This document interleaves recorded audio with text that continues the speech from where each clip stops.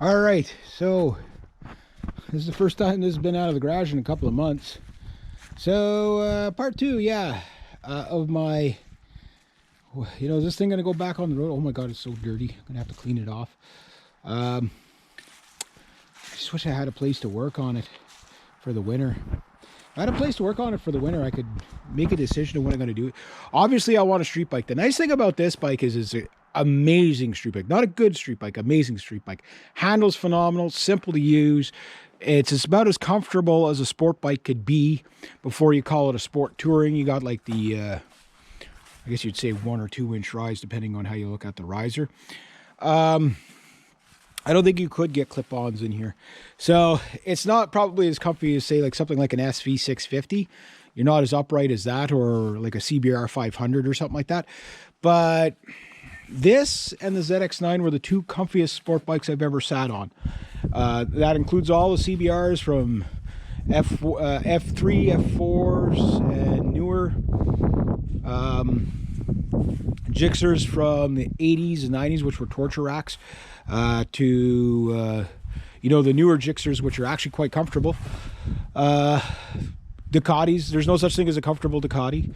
In fact, there's no such thing as a really comfortable sport bike. But this one, you could tolerate it for a good, if you're just doing like a complete ride, probably an hour and a half without stopping. But if you're going to do like a long ride, you got to like I think my most in one day was like 300 kilometers. So about 180 miles, a little over 180, 190 miles, whatever it is, like 320 kilometers. I did almost to 200 miles in one day. And after that 180 kilometer range, which is a little over 100 miles, you start kicking your legs out and whatever. And you can't really stand up on the bike to stretch, but you could sit way more upright than you can on just about any other sport bike. And the seat, super comfortable. You know what I mean? Like, it's a big plush seat there. It is a 2-up seat. It's just I have the cowl on there. So should I turn this thing into a track bike? Well, obviously I have to get on a street bike before I even think about a track bike. But I'm trying to think about how to do this on the cheap. So here's my plan. Here's what I got that if the money stays okay, I'll have by next spring. There's a CBR 900 or 929. I can't remember what it is. Guy's been running it in the high tens on the drag strip. $1,800. He's dropped it down to 17. I'm pretty sure he'll take 12 or 15 for it. If when people walk up to you with cash, they'll do it, right? So it's a drag bike. He's got it's pretty much a stock bike, except for it's it's been cleaned up. Mirrors, all the stuff has been taken off it for the drag strip. Plus, he's got like pegs back here, whatever, to kind of, suppress the wheelie a bit or whatever, put more traction on the back, whatever. So yeah, he's done that with it. And it's a cheap way to get into drag racing. And if you trash the bike and you don't die, it's a cheap bike. You know what I mean? It's not all the money in the world. It's not a $25,000 machine that you're going to wreck. So a great way to get into it. The other option is take one bike, do a track day, set this up for a track day, do the track day, okay, ride it on the street, and then take it to the drag strip, run the piss out of it on the drag strip. Here's the problem. When you crash it, you have no bike for the road.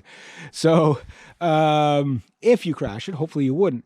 And I'll tell you, like, street tires are not meant for the track. I've never raced on the track, all honesty, or I've been at the drag strip in the passenger seat, but I've never been, and that was years and years and years ago. I've never raced myself. But that said, that was at the strips. You know what I mean? Now, I know going to the track will be much different and kind of costly too. So I think the first few track days I'll be renting their bikes. So I'll crash their motorcycles before I crash mine. And you can rent an R1, you can rent an SV650. The SV650 seems to be like a stupidly competitive class. It's kind of strange because you can get the bike cheap, but then by the time, like at the Isle of Man, the SV650 class is one of the most expensive classes to run because you can modify the crap out of them. So it's like, well, why not just go full sport bike and already be there? You know what I mean?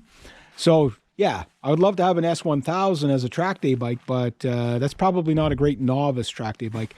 600s are probably a good place to learn. Obviously a 250 or like an R3 would be phenomenal and cheap to run. But running a street bike on the track, problem is the tires. You'd have to have a second set of tires. But could I revive the Daytona tt600 as a viable track bike? I don't know. I don't think it'd ever be a great race bike because I don't think it's fast enough. But then again, this bike is fast. There's not too many 600s out there that are faster than it. It's that 0 to the top speed, I think, is where, like, I know on the bottom end, this thing has a, pretty good on the bottom end, but like a 600, you have to wind it up to get it up there. But this thing will go from 0 to top speed in 18, 20 seconds. So if you are on a major straightaway coming in at, rounding that last corner at, 70, 80 miles per hour or 120, 140 clicks, you will get up to full speed probably by the very end. Now, the brakes on this are not bad, but at 150 miles per hour, about 243 or 246 kilometers an hour, hypothetically, we'll say this bike goes that fast. Hypothetically. So at that speed, okay, the brakes would get hot really fast, hypothetically speaking. Anywho, yeah, so would it be a race bike? No, it'd have to have, the brakes are good on this bike. Like, again, they're very smooth, very powerful, everything you'd expect on a sport bike. They're not probably the best brakes in the world, but they're not bad. They're not bad. Comparing them to modern brakes, out there, yeah, the newer bikes have like phenomenal brakes. You could, you just try it, it's just click like that. But this is not bad. I mean, it's not bad. This is adjusted for me and it's there. I got something. So it's not instantaneously, but I'm there. You start pulling from there. It would make a cool track bike in the sense that you don't see a lot of them, so that it'd be that. The mid-range on this bike is absolutely silky smooth. Again, this is what makes it makes it a very well-behaved and very predictable bike, but it's the chassis that's so wonderful. When you get this thing up into the RPMs, like say 6,000, 7,000 or 5,500 RPM and up, the chassis becomes completely weightless. It's like you think it through the corners. It's just it's an amazing handling bike. Everybody that's ever ridden them knows what I'm talking about. These are the styling, some people like them, some people think it's a bit of a fat bike. I think it's a good looking bike. I mean, it does have nice lines for its time. It's a bit retro. It looks a lot better with the cowling on the back, but no, this could be a really cool track bike, and then it wouldn't have to buy a track bike. But the thing is you're going to break a track bike, so the only downside to this is that it's not like an R6 where you can break it and have a new engine in it.